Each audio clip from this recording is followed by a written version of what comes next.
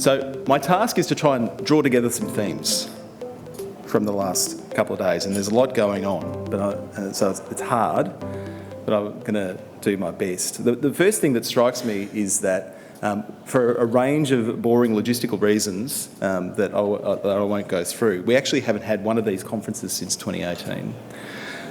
There's actually a lot that has changed since 2018, a lot that we can be really thankful for.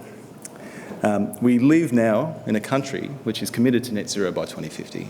That is a fantastic thing. I agree with Tim. That was a big step forward, and I'm so pleased on a personal level that a Conservative government made that commitment, because it takes that out of the political fray. And that we live in a country where climate action is coming. Calls for climate action is coming loud and clear from both sides of the political spectrum. That wasn't the case in 2018.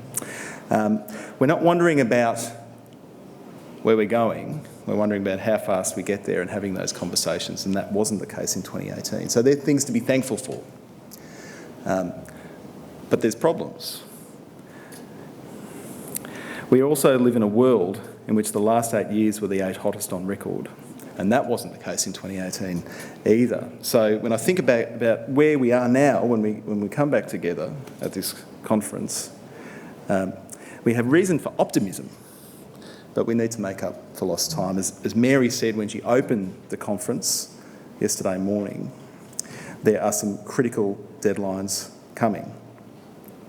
And the great thing about the last 2 days is we've heard some really important ideas about that transition, and we need to put people at the centre of our work. As Lynn Gallagher told us, the energy transition has to be about more than engineering and economics. It has to be about a social compact. Cully Court reminded us low-income households bear a heavy burden of energy affordability, and I've been really heartened over the last 2 days that how we support our most vulnerable was a totally consistent theme from so many speakers, and it's so important. And we are very, there's some of us in this room that are very wonky and very interested in the technology, but we've got to take the most vulnerable among us along for the journey, because we're going to get this done through social licence, and we've got to bring everybody along for that journey. How we do that, I think we had some amazing input from Adrian Joyce, who inspired us with the work of Renovate Europe, and he said that the secret sauce of that campaign is people. Going and having conversations with politicians and making them advocates for the work and talking to them about the great benefits to society by putting energy efficiency at the heart of their transition, health and jobs and prosperity. But we know the benefits of energy efficiency extend far beyond energy bills, but perhaps none of us quite understand the importance as much as Carsten Muller. It was an incredible moment last night when he told us that energy efficiency is the key to democracy, to freedom and to peace. That was like a moment, right? And it's true. It's something that's very present for Europe, and I think we can anticipate that, as Tim was saying, we're living in a more uncertain world, and so energy security isn't just a catchphrase. That is something that we should be thinking seriously about, how we can secure that critical resource for us, and energy efficiency is a big part of that. One thing we've heard time and time again this week is the need to fix Australia's housing stock. Some 8 million tents, they were described at, to make them healthy, comfortable and climate safe. Not only will retrofitting houses accelerate the transition, but it will make such an incredible difference to the health and well-being of, as I said, the most vulnerable in our community.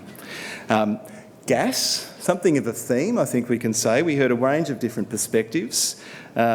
Minister Shane Rattenbury about some of the pointy challenges that ACT is dealing with in their leadership in this space. And then, a range of leaders, Tim Goodson, Tess Fitzgerald, Heidi Lee, Ian Learmonts, Duncan McIntyre, Tom Stevenson and others, weighing in on what comes next, everything from whether hydrogen is powering Australia to a world where heat pumps reign supreme. But the thing that gives me some optimism, although there's so much still to resolve, is that over the last 2 or 3 years we've also learnt that we have shown here in Australia and around the world that when we take up a task we can rise to the challenge. The pandemic has shown us that when circumstances dictate we can work together to do incredible things. What has been achieved on the development of vaccines demonstrates the incredible pace of innovation that is possible when we set our best minds to it.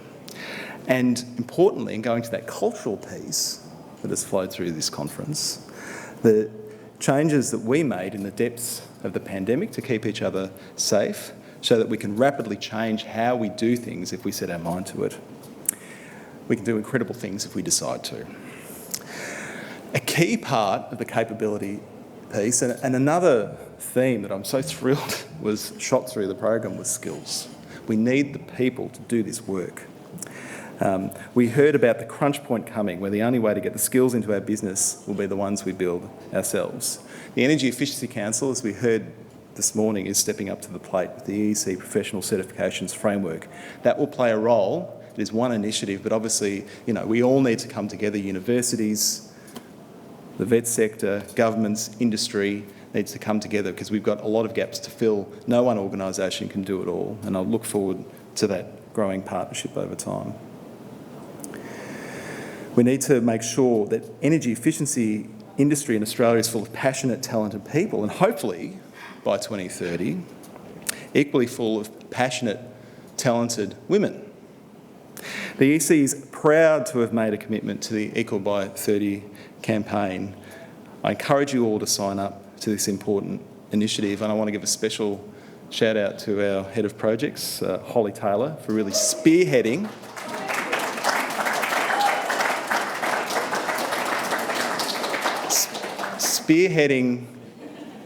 the case for that commitment in this organisation, but more importantly, really championing some of the foundational infrastructure that is being created with the Energy Skills Employment Report that has now been taken up by DISA, and the data that's going to give us, that will allow us not just to fill gaps in terms of the skills we need in the energy sector, but to create pathways for a more diverse energy sector. It's an incredible achievement for someone that is just at the start of an incredible career.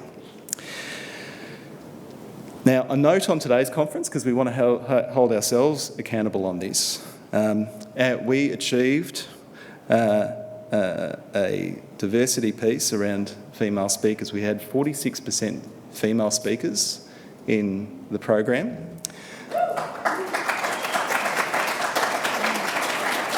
We're not quite there yet. We're getting there. We've got till 2030. So let's bring this one home.